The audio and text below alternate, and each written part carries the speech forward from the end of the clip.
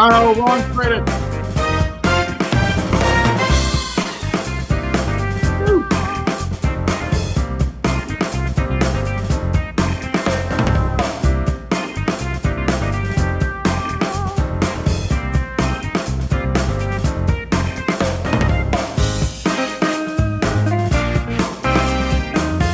It's the outro. That's why. And there I am saying I'm learning how to tease this thing properly, and I play the wrong opening. God damn it. At any rate, I did have the opening with the proper title in it, but I don't know. Well, at least, Chris, you referenced a better episode in these opening credits. Ah! Hey, ladies and gents, I want to formally welcome Joe Townsell, who, if you were paying attention to the outro credits, you saw that he was listed as and in our list of hosts and Joe Townsell, which means that Joe has agreed graciously to join us as a cast member of this show, do through the duration of Lower Decks. And Joe, welcome, Joe. We're so glad to have you. Welcome. Well, thank you both very much. Happy to be on board, and for the next hour of episodes. And you know what? It's great fun. I'm always happy to be here. Oh, that's great. That's great. Hey, tonight's episode, very different for us. Yes. We learned what has become of Peanut Hamper since she went AWOL, and how she ends up as one of the flock on a planet of bird people. And now, before the show started, Joe warned us that this was not his favorite episode. Coming in with a hot take. Yeah. Which I'm actually glad about, because we're usually sitting here just going on and on about, eating it with a spoon rather than a fork. And, so it's nice to have a difference of opinion. So, Joe, let's hear from you. What was it that didn't work for you in this episode? Well, where do I begin? I mean, I'm not going to hate on it too much, but I did think there were elements of it that were interesting. I did appreciate the alternate opening credits. I thought that was nice to change. I appreciated it back on Enterprise when they did it for their two-parter mirror universe story. Right. But other than those differences, I just thought it was ridiculous. Even for Lower Decks, which we have a lot of fun with the ridiculousness on Lower Decks for sure. But I just remember thinking as I'm watching, what is this? I mean, we have Hawk from Buck Rogers French kissing the exo. Okay. Well, interspecies romance. Well, and that kind of brings me to a question I had, because clearly, well, first of all, let's just say right off the bat, the show opened very differently. It opened with previously on, and then did not have the traditional opening credits for the episode. So it was a very different start just from the get-go. But I did say to these guys earlier, what episodes do you think this was a callback to? Because it felt very much like a callback to something or many things. But I don't know. I'm going to jump in first, because I have a feeling we all are thinking the same episode. This was like the Paradise Syndrome from the original series, where Kirk becomes Kirok, the healer, on the due to being shocked, by this alien obelisk. He loses his memories, but he still knows how to do CPR. So he saves the son of the chief's life, and he's made the medicine man. And these a group of Native Americans who were, and I forgot the name, there's this group of like advanced aliens that seeded life throughout the galaxy. That was one of the feats from the original series, and they did an episode addressing it in Next Gen, but it was interesting, but ultimately felt like I don't want to necessarily know that much about them. Like sometimes the mystery is better than the actual, like hearing the like, oh, that's I guess. Yeah. It's like seeing the monster versus the monster you don't see. So this very much the bird shit jokes alone were annoying. Well, try living with it, Craig. No, but it Manhattan is known for its pigeons and bird shit. But I felt like it would very much because Peanut Hamper at first is feared by these bird people, and then because she saves the chief's life with a bit of anti venom, because they're like he's like it is the circle of life, and also the fact that so she becomes like the healer on this planet, much like Kirk did. So that's what it felt like to me. Right. Okay. But it had this level of absurdity, which is very, very much on brand for Lower Decks, and I was all in for. So the fact that everything on this planet had wings, and the son of the chief said, "Watch out! There's a sky snake coming." She's like, "Doesn't everything on this planet have wings?" It was like, "Of course." It was like, "Why isn't it just a snake?" Right. Yeah. Yeah. Even the pigs fly on that planet. Yes, which I thought was a great joke. When pigs fly. Yeah. Turtles, everything, and everything had a beak. Yeah. Yeah. Yeah. Well, they leaned in hard to that. Yeah. And I'm like, hats off. They did not do it by half measures. Now, another thing that I know. Oh, Joe, what do you think? Were there any other episode callbacks? You know what? I didn't. I guess maybe because I wasn't enjoying it too much. I wasn't in that groove and my mindset. Sure. But I did. The one callback that came to mind for me actually was Avatar. Oh yeah. Yeah. I remember especially the aforementioned little love scene beneath the waterfall. I go, yes. Okay, it kind of. I don't know what part of my demented mind came, arrived at. No, I get that. Sure. Yeah. Yeah. Or Dances with Wolves. It's the whole thing about too, like the going Sure. native, as they used to say, which is probably doesn't hold up well in today's climate. Right. But Well, it one joke I made before we started, and I'll get it out of the way, is that I hope that this is the Spock's brain of Lower Decks, because that means that everything else will be better in my mind, at least. But listening to Leo talk about the Paradise Syndrome, I'm thinking, wait a minute, what about this, guys? Kirok's brain. What do you think? There you go. There you go. Right. Yeah. Yeah.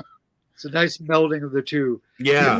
It was interesting because unlike Kirok, who like Kirk, except for he's like having these fever dreams because he was not really just a medicine man, Right. Or a god, because he came out of the. Well, they thought he was a god. Yeah. There was that element too, but rather than like embrace like except sort of towards the end of the second act, embracing the idea of like this simple pastoral life is better. She's just complains incessantly about how terrible it is. The home tree being destroyed for the salvage ships below it remind me of Avatar. Well, there is that too. Yeah. So, but rather than like I found a mate and I'm content here, except for these dreams that plague me. She was just like, as we find out, she was willing to do literally the worst thing in the world to get out of there. Yeah. Yeah. Well, what about you, Chris? What callbacks did come to mind for you? Well, yeah, of course, yeah. I mean, Leo said it. I thought of Paradise Syndrome because, but Keith says before we get into it, I found some moments in this cringy, but I found the story an interesting risk to take. Okay, very good. I do admire the risk. Yes. Yeah, I mean, that's what I thought of. I just didn't know if there was something else that I was missing, which is why I wanted to throw it out to you guys. And you know what? And there were holes in my Lower Decks knowledge because I haven't seen all of them. Right. It definitely, to me, it played like an episode that, and again, not backpedaling at all here. I stand firm by my opinion. Right. But it played like, I bet if I watch this once or twice more over the course of time, I might like it better. That happens quite a bit for me. Yeah. Yeah. Well, the other hallmark of this episode, in my opinion, is now I don't know whether this has been done before, but it leapt out at me in this one. They used the word fuck 5 times in this episode, and they purposely bleated it after the F. So you knew damn well what people were saying. Yes, fuck indeed. Well, so I don't know. Have they done that before? Have they bleated like that before? I don't think so. I think they have. I'm pretty sure they've bleeped some stuff. Not as much as they did in this one episode. But I'm pretty sure Mariner or even the captain have, sort of lost their temper and throw out a few bleepable moments, but certainly not that many times in a row in that short a period. Right. So yeah, I kept as I was watching it the second time, I kept crossing out the number as it went up. Like first I started with, oh, they said it 3 times. Oh no, it's 4. Oh, 5. Yeah. But and of course, it's always on the plus side. It's always a treat to hear J.G. Hetzler. Say "fu." That that alone's worth the price of admission, I think. Right. Keith said, I very much enjoyed the twist at the end. Now, J.G. Hetzler, we were discussing the terrible things she did. She was stuck in the debris from the Paklin attack. Right. She'd put together basically a seat and a narsel so she could, get the hell out of Dodge. And she made this sort of Wilson, the volleyball-esque friend for her, who she's like, I'll never leave behind, but he immediately throws her when the Dokmani scavengers come back to pick the holes clean, and she throws it in so she can get away. So it's like, is that a big betrayal? Because it's an inanimate object, but she did it without hesitation. Without a thought. And Greg says, I'm cursed. My droppings now are, I'm cured. My droppings now are normal, white, and watery. Yeah, I know. There was a lot of bird poop jokes, Craig. I know. Yeah. You're saying J.G. Hetzler was the Dokmani captain who originally appeared in Probations the first time they appeared, which was in the first season. So it's good to bring back. I always like to see him back, and I'm glad to see these characters coming back. So, sure. And one of my favorite lines is when initially when a lot of the other villagers are getting very upset about her presence, is like, I say we cut her open and release the tiny witch that runs it. Yeah, maybe my favorite sort of ignorant declaration. Yeah, that's great. Yeah, just the idea that we couldn't imagine that this thing was a machine and it was alive. Yeah, that there must be a tiny witch inside controlling it. Yeah. And I guess as a writer, one thing that kind of turned me off, especially with the word redemption in the title, is the total back and forth of the protagonist, which normally would just be a minor background character. We've only seen the Exocomp once before. Is that correct? That's correct. Yes. It happened only appeared in one episode. It was in the last the season finale from season 1.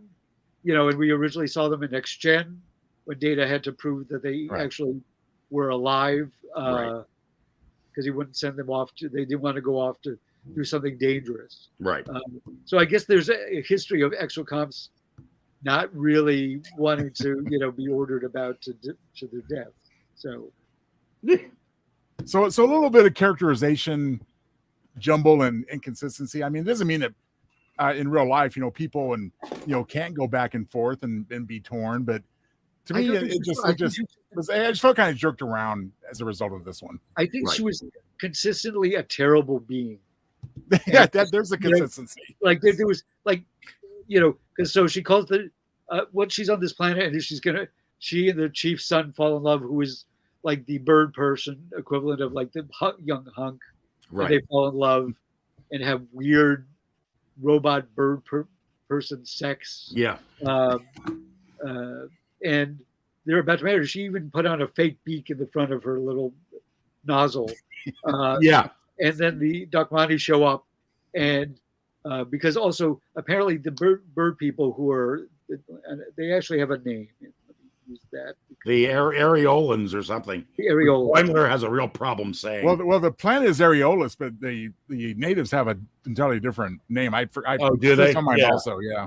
Well, all I know is they made kind of a Seth MacFarlane bit out of him not being able to pronounce the name of the planet. He kept calling it Areola. Well, I mean, the best stuff was when we saw the crew of the Cerritos, which was about 2 minutes worth. Yeah. The bird people were once a spacefaring race. Yes. And because they just ended up in endless wars with aliens, they decided to they buried their ships and stayed on this planet and reverted to like a pastoral sort of like there's a callback for you, Chris. I'm sorry, Leo, if I cut you, but the Baku, I did think of that when I was watching it.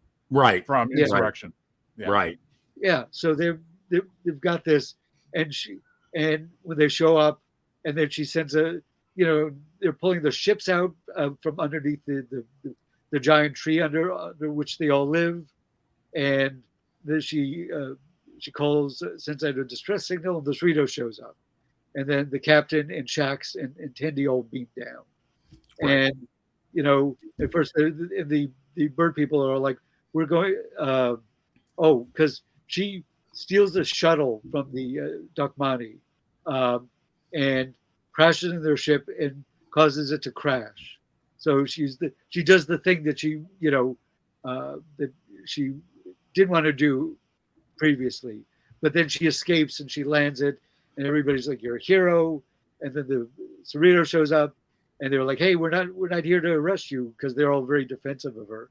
They're like, I think we could give you a second chance. There'll be some report, but I think you'll be okay. And then you find out that she summoned the Dakmani in the most callous way. She's like, there's a bunch of tree-loving, farmers. They're not going to put up any fight. You can just come and take this stuff. There'll be no pushback.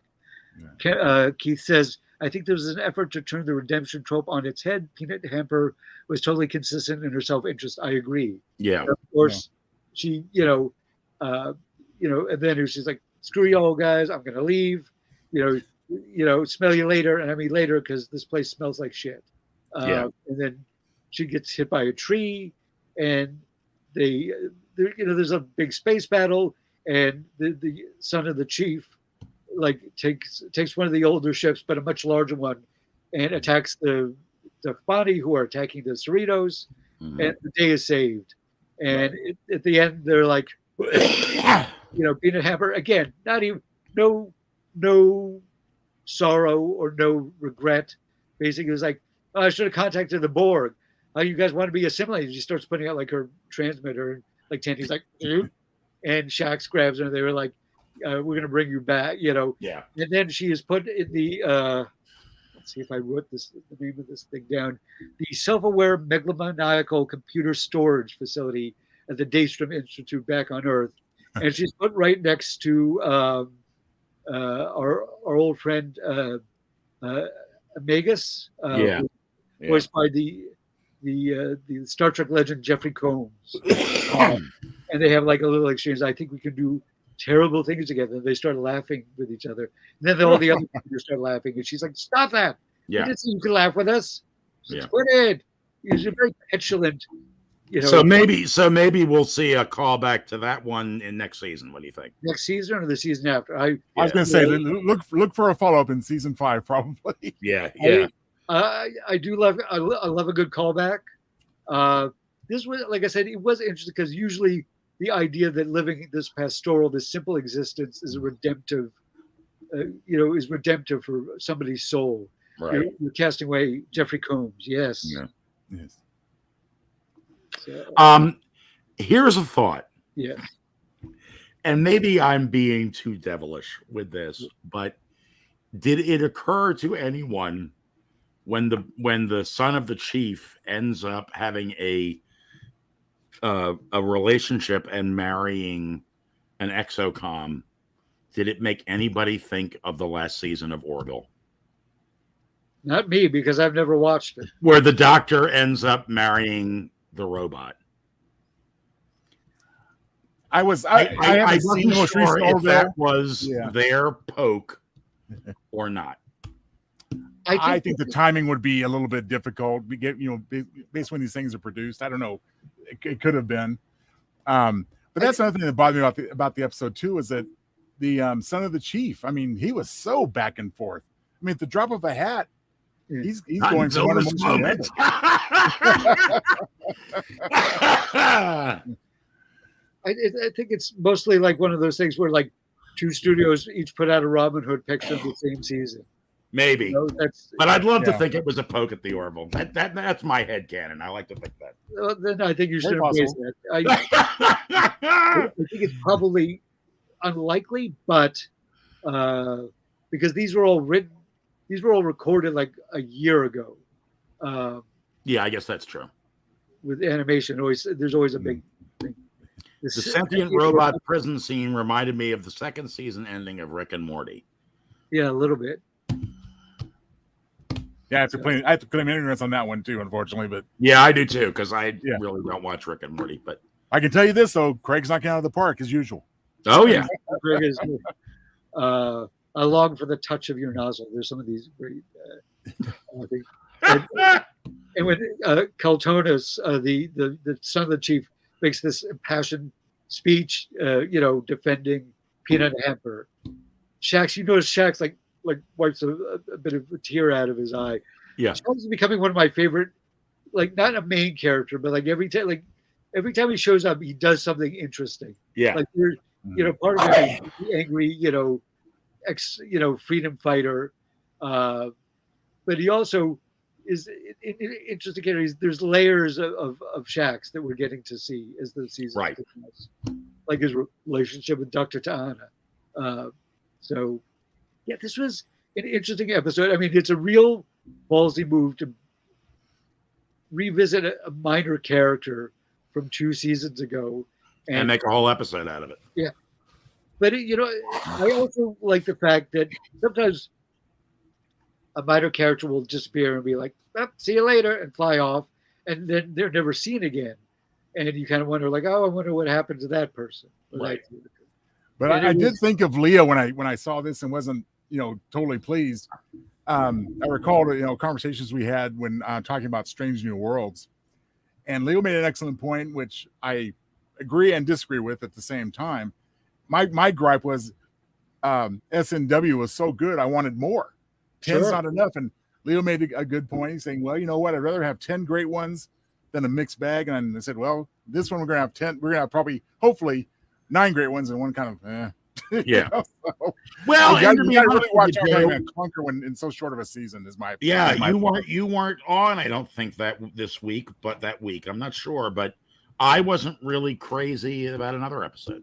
Yeah, the one with the Delta. The room lottery shift and the other one. Yeah. That's all right. No, I was not. I have not seen it, so I'll have to go. Look at it retroactively. Yeah, it was a little more character driven. This one, like I said, I have to give it to them for doing a very different episode. Oh, sure. Hey, listen, they took a risk. Yeah, and it's. I thought there were a lot of funny bits in it, and it really did poke fun at that cliche of like, if only it was like I will put aside all this high technology to live this simple, life, with these noble savages, which is very much that, that trope of these things. Yeah. Well, and here's another thing it made me think of, and this has absolutely nothing to do with Trek or science fiction or anything else, but it made me think of Moana's people, who had all the ships stored, but had turned away from becoming voyagers, right? Because it was too risky and that blah blah blah blah blah. Well, there is, but it's I enjoyed it. I think certainly more than Joe. Yeah, and I think I fell somewhere in the middle. Yeah, it's not. I would not say this is my favorite episode, but I'm like, because I was watching, I'm like, okay, this is very different because Rutherford doesn't have any lines in this. We see him on the bridge. Mariner and Boimler only have a couple lines each. Right. Mindy has a few. And, it was not focused on the crew. It was focused on this character. Yeah. But, it also was like sometimes somebody's an asshole and they're always going to be an asshole. Right. That, which is... That's the theme. It's interesting because there's, in all forms of literature and film and television, there's the idea of the redemptive arc. We want to see people redeem because maybe we like we like to think that everybody, given the right impetus or circumstances, can be redeemed. Right. But I don't think that's entirely possible. I think some people are irredeemable. I'd like to think their numbers are fairly low compared to the gender. I think. I'm clinging to the idea that the majority of human beings are actually fairly decent, Yeah. I totally agree. So what's the show? Oh, damn. Oh, it's one of those wacky, crazy, really cool shows. But they had Hitler in it as a character, and you discover that because he's been in hell, that all he's really was worried about was getting a Linzer tort. Oh, that was Preacher. Right, Preacher. Okay, Yeah. I'm glad you remember, Leo, because I said I'm going to find that if they can't remember what it is. Now he's somewhat of a background not a minor character, but he's a secondary character. But yeah, they bring Hitler in, which I think is great. Well, for me, I mean, and this is probably not the fairest thing in the world, but I am a viewer. I am a fan before I'm anything else. And coming on the heels of last week's visit Deep Space Nine, that was going to be tough to live up to. And this really, for me, didn't. As I said before, though, I mean, there are aspects and nuances there that I'm probably missed or just disregarded because I just wasn't enjoying it. And I'm hearing some of it from you guys, so I appreciate that. I mean, like I said, human nature, reality, as Leo points out, you're not always, most of us are. We want to have faith in human nature, but there are the few that just aren't. They aren't redeemable. Yeah. I mean, and listen, Joe, I mean, I really sort of get where you're coming from on this. I mean, it was, I can't say that I didn't enjoy it because I did. It was dramatic. I don't mean drama. I'm talking, in terms of story terms, I guess is the best way to put it. Just left me flat. That's my biggest. Right. Yeah, I get that. Yeah. Keith chimes in and says, my favorite episode is still last week's, but I found this week's episode interesting and worth my time. There you go. So there you go. It is. I mean, also there were few Easter eggs, not as nearly as many as last week, which was Well, that was the whole show was. It was like an omelet bar of yeah. But she refers to Illyrians, the bird people on this was as a poor man's Illyrian. Illyrians were a bird-like creature that were first seen in the animated series. Right. Was in the brief appearance in yesteryear of the animated series, where Spock goes back to Vulcan and meets his younger self and prevents himself from being killed. Right. But also loses his pet Salat. There are two bird people. I think the teddy bear in the animated series who aren't substantial. Like they were not. There was a slight difference in character design, but not like a ton. So you kind of wonder because they're both were yellow colored, and it's like if like one was like red and the other one was yellow, you'd be like, okay, well, they stand out. Because I was like, I thought it was the other one. I thought it was the one with the jihad. It was an episode where they were trying to get this artifact of his people. It was this prince, and it was sort of this like Ocean's 11.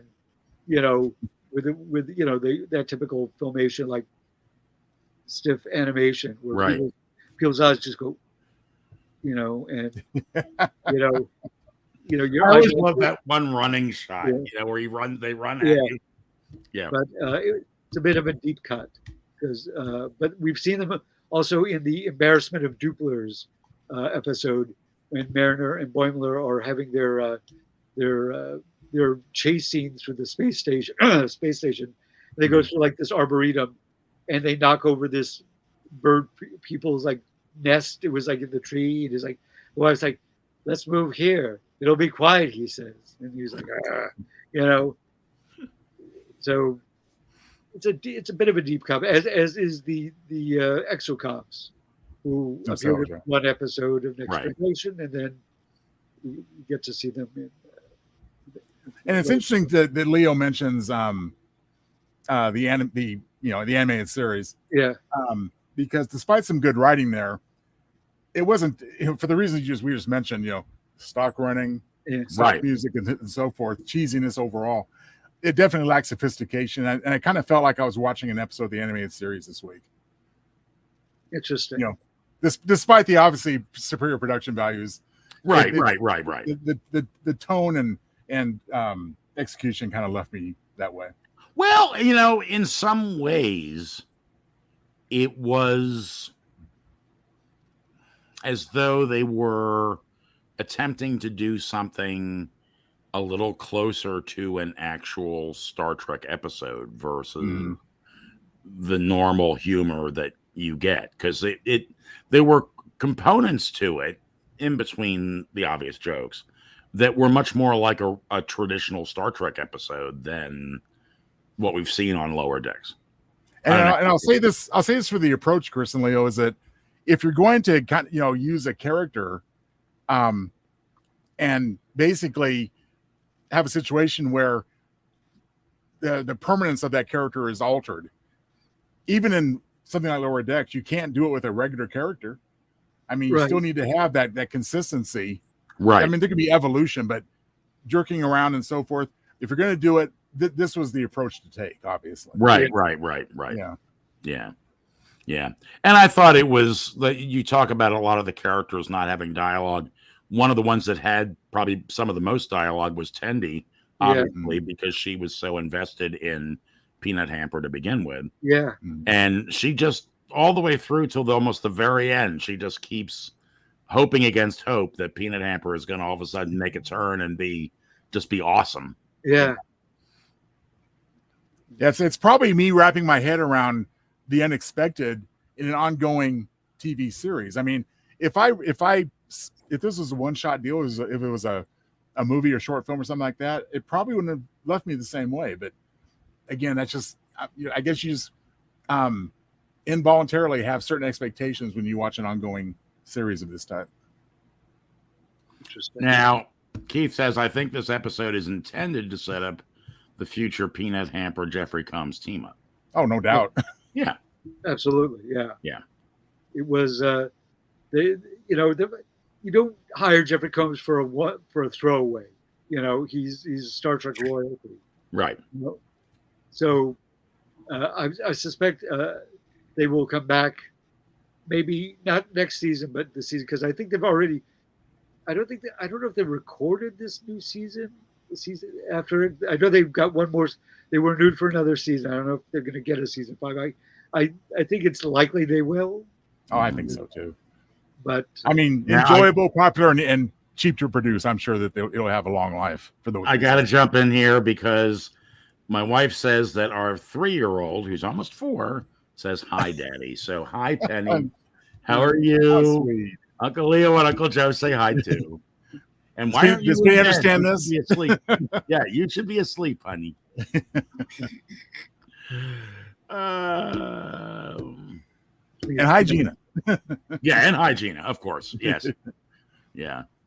I think Peanut Hamper probably will never be truly redeemed, but will consistently lie to make you think that she has in order to save her own skin. Well, and I will say the very end made me think, that'll be interesting. I wonder what we're going to see the two of them up to. So, well, you know what? One thing that occurred to me when I saw that, without knowing much more about it than before I came on the show with you guys. Yeah. Maybe that would make for an interesting follow-up if somehow the two machines at the end merged and we had like an in-universe takeoff of the Changeling. Oh, yeah. Right. Yeah, that would be cool. Or the motion picture. Right, exactly. Which might even be a more amusing subject matter. Yeah, more to you know what I mean? Yeah. Yeah. Because the Changeling was a pretty good episode, but the motion picture had some. We talked a little bit about that before the show too. It's funny there because I think there was only basically one storyline. I would agree. Like usually there's an A and B story, sometimes a C and D story. Right. There isn't as much to discuss because we've sort of covered all the bases of this of this story. So, little musical interlude there, Chris. Yeah. Yeah. No, I was going to bring up the fact that there was a side plot in the Lower Decks game. I am currently addicted to as well. Yeah, which I do play. But but there was a side plot where they basically had a Starfleet convention, and much like Comic-Con, which Leo was going to next week, this weekend. They were sort of cosplaying, and Boimler dresses up in the Kirk Star Trek the Motion Picture costume, Yeah. which I thought was great. As a matter of fact, weren't a lot of them in those costumes in the game? I've forgotten You now. might be getting different side quests than I am. Okay. I don't know. Oh, you didn't get the one with the Like I got convention, the one that was the Kobayashi Maru, well, the one with Khan and Kirk. right? But I didn't get to see anybody other than. Yeah, no. This was another side quest. I guess maybe some reason you didn't get this one, where they go to a Starfleet convention. Oh, right. No, yes. That was an early. Yeah. That was an early one. Yeah. Yes. Yeah. And Boimler is dressed in the. Yeah. I think a couple of them are. I think Mariner's in something from the motion picture too. I don't remember, but it was a while ago. Yeah. Now, Chris, I have a question for you. You mentioned one episode Sure. earlier this season that wasn't, one of your favorites. Was it by chance an odd numbered episode? Do we have the odd even thing going on with this season of Lord Dex? Look at that. I think not. I'm sure that's one one of the only two that are a week. Yeah, let me see while we're talking. I'll see. Curse of the Odd, yes. Although I would argue that The Search for Spock is a pretty solid movie. Oh, I don't really subscribe to the odd even thing myself anyway. I think No, I don't either, but yeah. But it's popular in fandom, that theory. And so I guess the thing we can do, I don't know if Chris has anything like this queued up, but if you have some organ music we can do coming next week. Will Joe Townsend like the next week episode better? Give it a real soap opera feel at the end. It was a 4. Okay, so that blows that theory out of the water. Growth, I think, is the one that I wasn't crazy about, right? Next week is going to be if you remember for the first season when Mariner did her whole holodeck thing, where she was sort of like almost working out like emotional issues, right? Where she was like this villain, and they did all the opening sort of like movie credits, right?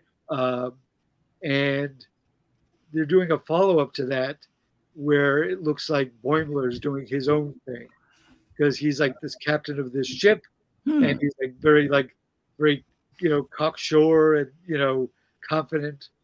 I wonder if that'll be the if not the climax, but it's certainly been set up with the bold Boimler all this season, right? Which I'm enjoying that arc for him. Because where are you getting your plot descriptions so early? Because I don't. I just saw it with the clip. They showed a clip from it, and I saw that was going to be episode 8. Oh, I see. So, okay. Was that on the Ready Room or something like that? Because you knew about something a lot earlier than I did last week too. I think the DS9 thing you knew about. Leo's psychic. He's tied in. He knows. Mind your mind. Yeah, right. Exactly. I didn't mean to draw back, Leo. Sorry. Yeah, no. I was just curious because if there's a source that you had that I am not aware of. I mean, I just I go to a lot of these Trek sites, and they show that clip on Star Trek Day, right, beginning of September, right, about a month ago. So to make sure I understand, because I'm playing catch up, as you guys know. Yeah. So Leo, your impression is that next week's is going to be a follow-up to a season 1 episode. Yes. I'll look for that now. That we kind of do that extra bit of homework so I can. Yeah, I was lucky that this week I had seen. I believe it's the season ender for season 1 already. It might be either the 8th or 9th because I think it's the 9th one because this is the one where Boimler finds out that Mariner is the captain's daughter. Okay. Right. So, which then gets blown in the last episode. Like I said, by going back and looking for references to stuff I'm watching that's current, before you know it, I'm going to be all caught up. I've been a big fan of this since the beginning. Yeah, it's called Crisis Point, and it's episode 9, season 1. 9. Okay, so note of it. Well, that tracks because the other one was going to be was also episode 9, so that makes sense. There you go. This was interesting because thinking about it was the last episode of the last season where we had, the Vulcans the Vulcan ship, and we had the Klingon ship, and the Cerritos. So obviously we saw a lot more of the Cerritos than we did this week, but it was as like, let's introduce a bunch of new characters and tell the story from their point of view. So Right. we got to see the lower decks on these other ships. Although that made a lot of sense, though. It did. There was a real logic to that, to say, well, we're doing a show about lower decks characters. Let's just see what they're like in other races. I kind of wonder if they'd done like one whole episode on the Vulcan ship or the Klingon ship. Right. Whether we would have enjoyed it as much. Exactly. I mean, it was kind of a running gag all the way up to the very end, where you saw what the lower decks guys were like on the Borg ship. Yes. And they're just sitting there in their cubicles, Yes, not doing anything, We also saw the Duplo lower decks. We're like I'm hungry. Yeah. To be smart, Well, once again, making an unfair comparison. Well, maybe it's not unfair, but to last week. I mean, last week it had the potential so much of being overly contrived and overly fan service, and they just struck that balance so wonderfully. And this week, it felt contrived. Yeah, well, I saw what they were going for, but it just didn't quite make the mark for me. Yep. Again, I can't say this is my favorite episode this season, but I still enjoyed it. I thought it was a different take, and I believe they're setting stuff up for later down the line with Atomos and if I'm saying his name right, and Peanut Hamper to get up some mischief, perhaps in season 5. Yeah, and I'm still waiting. You mentioned it. I'm still waiting for those lower decks characters from that other episode to show up again. I'm hoping we're going to see them again. The Vulcan is supposed to show up. Mike McCann, the producer, said she was not going to be on the Cerritos, but I'm not sure where but she was being reassigned to Starfleet. So I'll be curious to see where she shows up. Yeah. I'm not sure if we'll see that Klingon captain again. I kind of hope we do. Yeah, me too. Yeah. Because Merida was ready to go off and like hunt him down to get the truth in episode 1 this season. Right. And so you find out that their whole story was the B plot, and the A plot was happening off screen. Yeah. And you guys continue to whet my appetite for stuff I haven't seen yet. Thank you. Oh, well, there you go. Hey, Joe, at least they're short. Yes. Like, well, I mean, that's right. You can knock off 2 or 3 of them within a heartbeat. Yeah. So, Joe, they're not spoilers; they're appetizers. There you go. Right. Perfect way to put it, Leo. Thank you. Well, we kind of did that at the episode before we launched this particular series, because we showed a bunch of clips from the past because we wanted to entice people to watch the show. So, okay, it's. I mean, I think like all Star Trek, there isn't a Star Trek series that's been produced that isn't divisive on some level or another. Right. With the exception of the original series, because either people grew up and loved it. I think sometimes fans of the newer stuff look back and it feels weird and stilted. Special effects aren't that good, even with. I mean, they've been revamped now, but even the sets, like I'll tell you, when I watched it on WPIX, the way I know Chris did here in New York, Channel 11. Yep. On my black and white TV.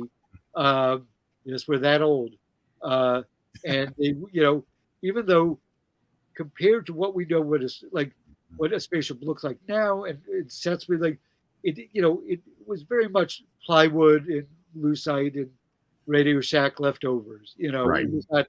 It didn't just like feel solid like a ship the way. Do you remember? I mean, they were in LA and we were in New York, but what was the street? Was it Canal Street? Where you could go and there'd be all these shops where they just had barrels full of electronic parts that you could pick through. Yeah, little west of Chinatown, they would have all these plastic stores. They would have like big bins of like different shapes of plastic that would be clear or different colors.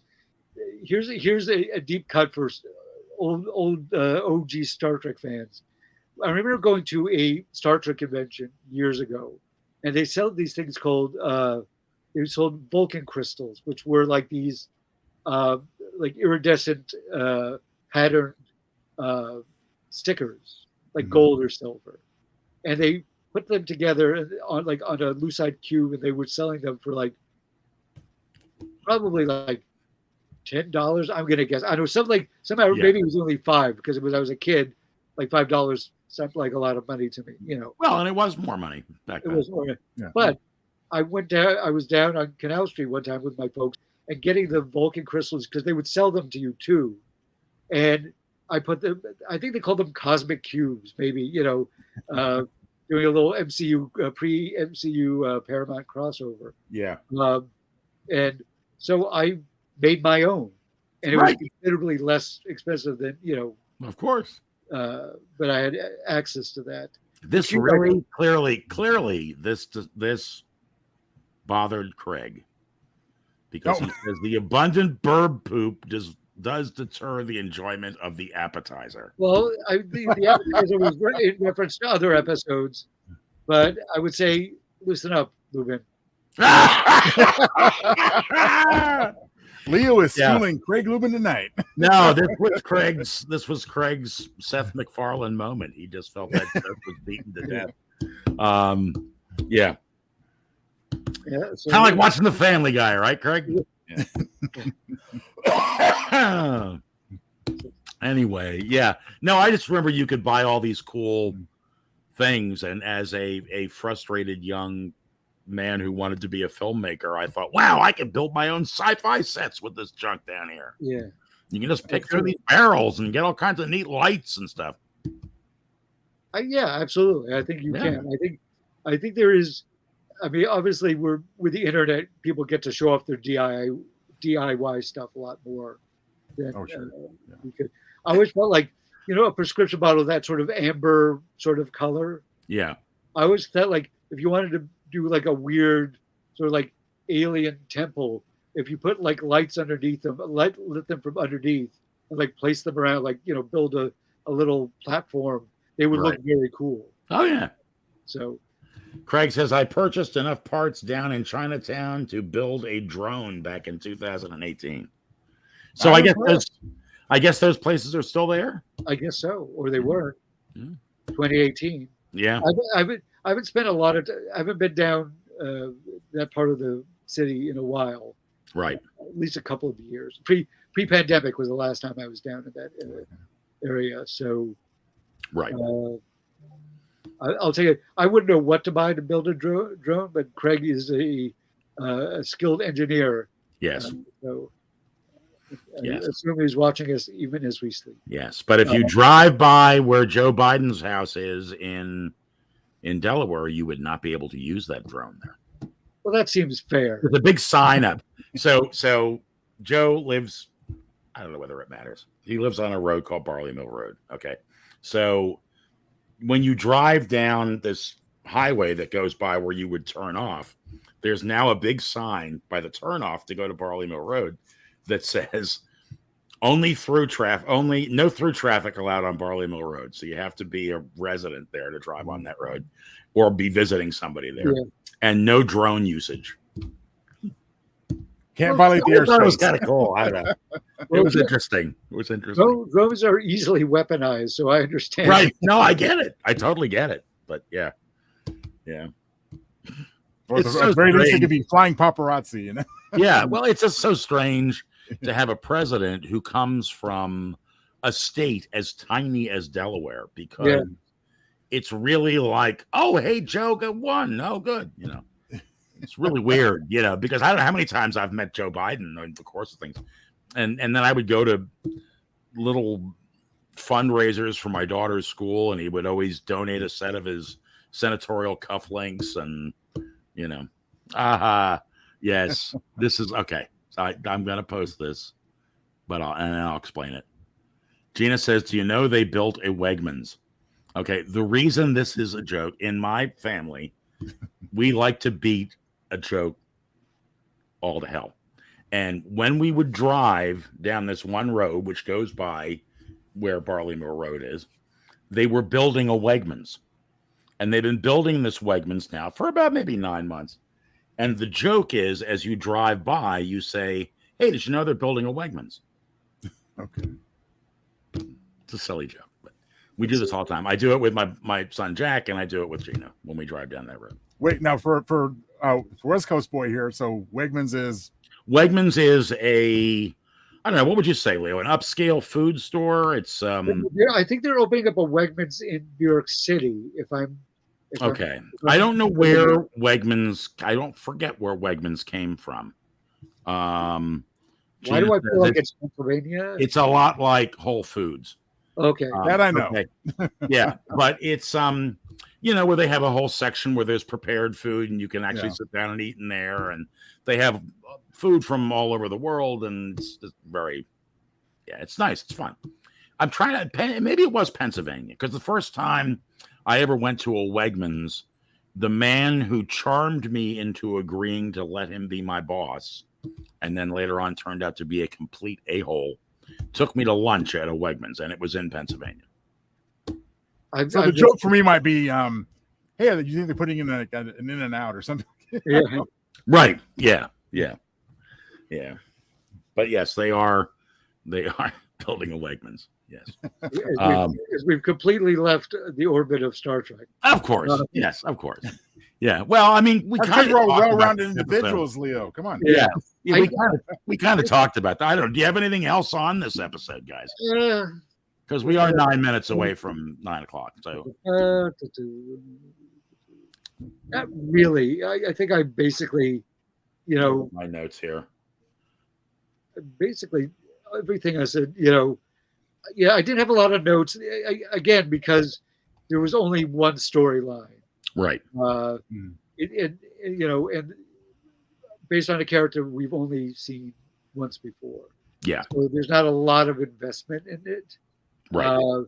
And her, it's not like she was there with Tendi or Rutherford or other characters where there could be interaction. It was, it was an odd, it was a bold choice. Let's like in the spirit of bold Boimler, they made a bold choice. I think it worked, but I think we won't see more than one of these a season. Right. Like an experimental episode, which this was a bit of an experiment. Yeah. But I also think like they may be setting up for more mischief down the road. I think so. Yeah, I hope so. I mean, because that would be fun. Well, one thing that seems to have fallen by the wayside, unfortunately, in my opinion, is the short treks, and I think this certainly could have qualified for that and been more enjoyable just within that format. Maybe, yeah. I mean, I get you. I get that, Joe. I mean, there could easily have been a short trek and not taken up a whole half hour. But they could have made the short trek of 30 minutes. But I guess my point is that short treks being more of an anthology approach, right, I think might have fit better there and not taking up the space, quote unquote, of a 10-episode season of a regular show. It is. Right. That's the problem. As they said, resolving the issue with the captain at the end of the first episode. I was surprised because I thought it might go on for a few episodes. They were like, "Yeah, we only got 10 episodes, so we can't spend a lot of time. It's not like they have a 22 episode season where they could spend a few episodes exploring this. Right. They have to get back to regular business. So hey, before we get out of here, I want to give a little shout out to some of the people that have been very nice and have been watching and posting thumbs up and so on. Dale Williams gave us a wow at some point. Craig Lubin, of course, who we hear from quite a bit, gave us a heart. And thought we got 2 thumbs up from an Andrew McCain and a John Van Gostein. Well, Andrew McCain, if it's the same one, is a friend of mine. I'm glad he's watching. There you go. All right. So again, some of these names are not always familiar to me, and I invite you all, of course, to comment like some of our close friends do here. But if you just feel like sitting back and watching, that's great too, and it's really nice that you're watching. So we really appreciate that. Let's see what Craig said here.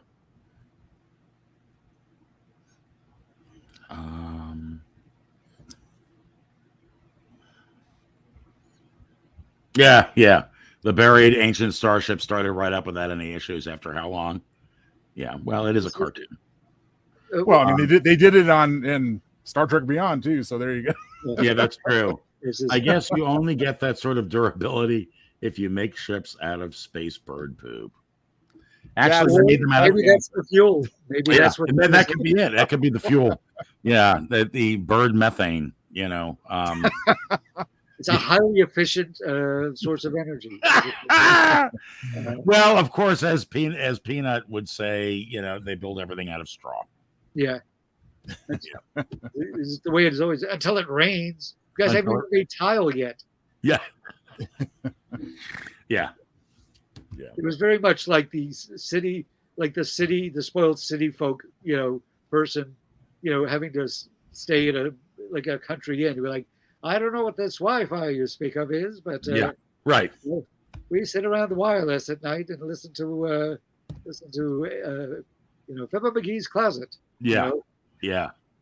Yeah. Or a pompous young New Yorker who goes off to Boston for college and rants about the fact that the T stops running at midnight. Yeah, that's Even I get that one, Chris. Yeah.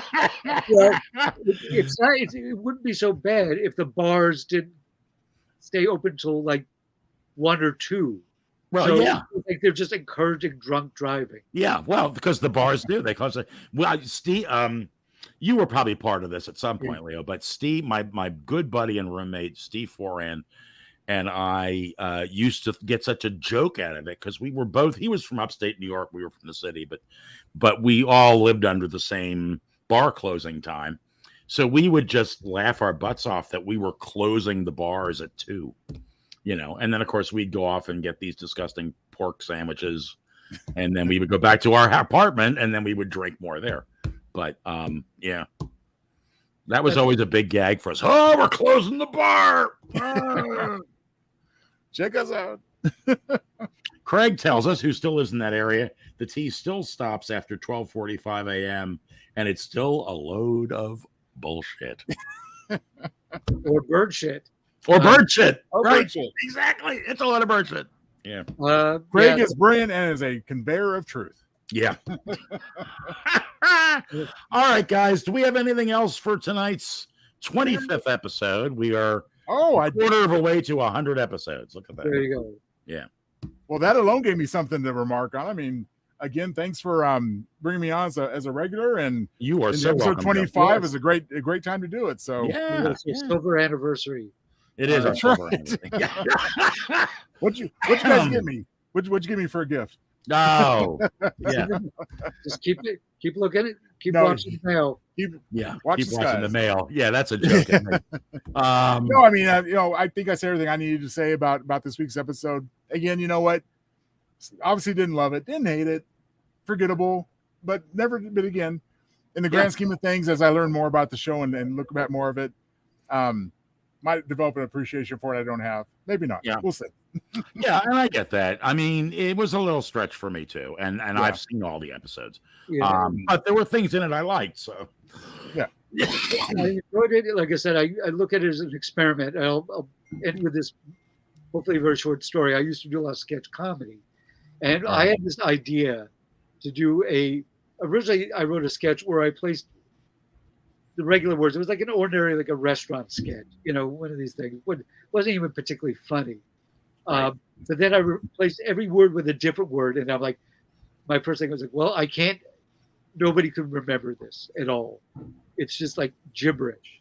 So I just replaced all the nouns with other nouns. Mm-hmm. And I remember doing it, and the audience didn't really laugh, which is completely fair. And I was talking to another friend of mine, another sketch guy afterwards. I said, well, what'd you think? He says, well, it really made me think, which is like the politest way you could say, it wasn't funny, but, good for you for trying. And it's like, But sometimes you do these experiments. Sometimes they work. Sometimes they don't. I would say this one, like I said, I wish there were if there were more episodes of the season. I would have liked to see more of our regular characters, but I can't blame them for trying something different. Exactly. And far be it for me to say stop experimenting, because for everyone that doesn't work, 2 or 3 do. Right. Yeah. Exactly. Yeah. All right, gents, as you can see, I have somebody here to dance with us on the way out. All right. So, listen, guys, thanks again, Joe. Thank you, guys. Everybody else, live long and prosper. Have a great week, and we will see you next week. Oh, and hopefully we will hear a little bit from Leo about his trip to Comic-Con. Which I look forward to that very much. Yeah. Bring the news, Leo. I will. All right, guys. Let's see. Shall I play the opening instead of the? It's up to you. Do your thing, Chris. Let's see what I got here.